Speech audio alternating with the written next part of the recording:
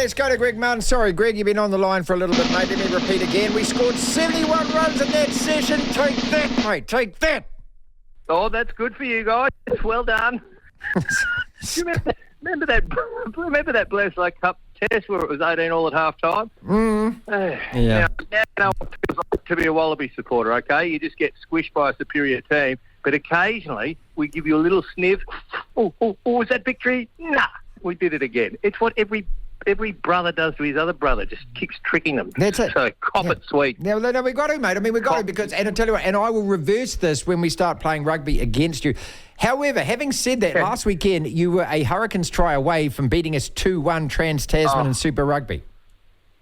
Oh, my God. What about the Crusaders first? And then to back up, that was Saturday night, to back up Sunday, we had you. Yeah. We're actually a good rugby team. We've taken the toughness of Brad Thorne and added a little bit of finesse on top, and now everyone's buying in. And I know, that's where we're at Australian rugby. I'm celebrating a close loss.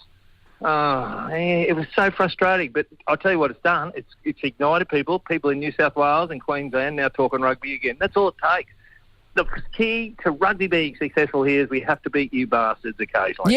Yeah. Am I allowed to say bastards? Yeah, of course, mate. Sorry. Look, it's the same as the cricket, mate. All we want is we just want a win every now and again, and it just, it's that kind of thing. It's kind of like that girl that you've always thought was hot, and every now and again she glances back, or in this day and age she might return a text message 2 weeks later or something, and it just gives you that stupid flicker of hope. I've been married for a long time. I don't know what you're talking about. What am I talking about? Couple of other topics, mate. The women's trophy unveiled this week for the Super Rugby. See, I said that to you. Interesting crevice. Anatomical is how I described it. Anatomical, yes. Oh, I thought it was more topographical. It looked like a valley in between like a crevice in between two mountain ranges, sort of thing. Let's use the word Women's Day. Let's use the word vaginal because it is International Women's Day, and we're allowed to use that there. Did no one notice that until the trophy was made, or was that deliberate on the persons who actually made the trophy? That's deliberate. Somebody's cacking their head off going, we got away with it. Yeah, we got away with building a vagina for a trophy. When is the dick and balls going to be awarded for the Rugby World Cup? It's a giant penis. You've got to laugh at it. There's nothing, you can't describe it as anyway. You've got more researchers than me. Can you do some research and find out who got paid to make that thing? Yeah, good. Okay. They can do a wedding. They'll do wedding cakes in that shape. Rugby league, mate. Oh, come on. Here we go. Your Broncos lost last week, though. Did you like the whole Vegas thing? Yeah. It was brilliant. I honestly, 12 o'clock our time, 3 your time, last Sunday, I could not take my eyes off it. I don't know whether I missed it watching a bit of rugby league, but Vegas, we'd had so much hype, mate. As I said to you, there's 17,000 or 18,000 Australians there and 14,000 of them from Brisbane. Everyone went bananas. It was great. Apparently you blokes are going there next year, so the Warriors, that's what everyone over here wants you Warriors to go.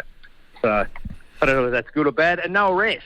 Mate, we paid out those bets on who'd be arrested just on, because there was that scuffle with Spencer Leniu and Paddy Carrigan, so we paid out those people. But no arrest of any players. It was all fans. It was only fans only arrested, that's the way sport should be.